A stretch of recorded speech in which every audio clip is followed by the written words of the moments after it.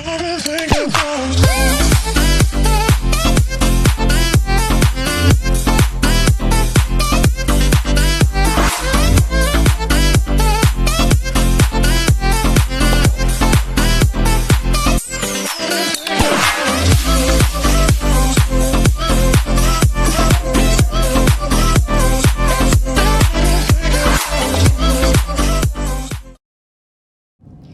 hi guys! Nandito po tayo ngayon sa airport ng Hong Kong, Terminal 1. So, ayan guys, ang pag-view dito. May susunduin tayo guys. Susunduin natin ang ating apam. Char! Anyway, ayan. Nandito ako guys sa departure. So, bababa ako, pupunta ako sa arrival. Kasi nga may susunduin tayo. So, ipapakita ko lang sa inyo ang airport ng Hong Kong. Yan. So, ayan guys. Papasok tayo sa departure. Lakad-lakad lang tayo. Sige, gagala ko kayo guys. Hindi naman totally gala. Kunting gala. Yung lakad lang habang pababa tayo sa arrival. So, ayan. Dito tayo guys kasi tayo ay may susunduin. Susunduin natin yung ating apam. So, ayan. Bababa tayo dun, guys. Sa baba. Kasi dun ang arrival sa baba. Ang departure ay dito sa taas. So, ayan. Ang ganda ng Hong Kong ng airport. Pero, mas maganda ang airport ng for me lang. Sa napuntahan ko lang. Mas maganda ang airport ng Dubai.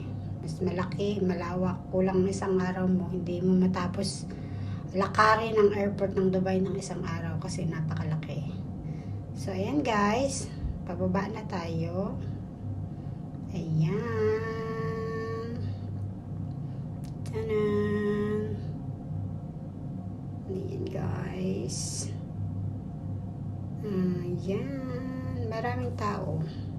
Kasi syempre may mga palis, may mga dating. Alam niyo naman, syempre, airport to. So, ayan. And dito na tayo guys, sa baba. Dito na tayo sa may arrival mga kapatid. So, dito na lang natin siya hihintayin. Papunta lang tayo dun sa arrival A. Kasi dun siya lalabas. So, ayan. Ayan, arrival A. Doon tayo. So, diretso lang tayo. Doon tayo sa side na yan. Doon tayo mag-aantay ng kanyang pagdating. Ang landing niya ay 3:30 ng hapon. Ay, mga 4 o'clock pa daw siya makakalabas. Sabi niya, bago siya umalis ng London, papunta ng Hong Kong. Anyway, yung ating palang susunduin ay galing ng London. Pupunta siya dito sa Hong Kong. Ayan. So, 3:30 daw siya maglalanding, mga 4 o'clock. So, to 4:30 siguro kasi depende sa dami ng tao, diba? Ang ganda guys, oh. So, ayan. Ayan. Ayan. Ikot ko lang kayo dito saglit, ha? British Airways yung kanyang sinakyan papunta dito sa Hong Kong. Ang ganda nito guys. Parang waterfalls. So, ayan guys, na yan na naglalabasan after 100 years. Naglalabasan na yung yung mga pasahero nanggaling ng British na papunta dito sa Hong Kong. So, ayan guys. Dito na. Wala pa siya guys. As in, wala pa siya. Totally. Anyway, hindi ko naman na siya kukunan kapag nasilayan ko na siya dun sa kasi ayaw niya ng kuhaan siya ng video. So, respect natin yung kanyang privacy. Wala tayong magagawa sa part na yun. Kukuhaan ko lang konti ng video to.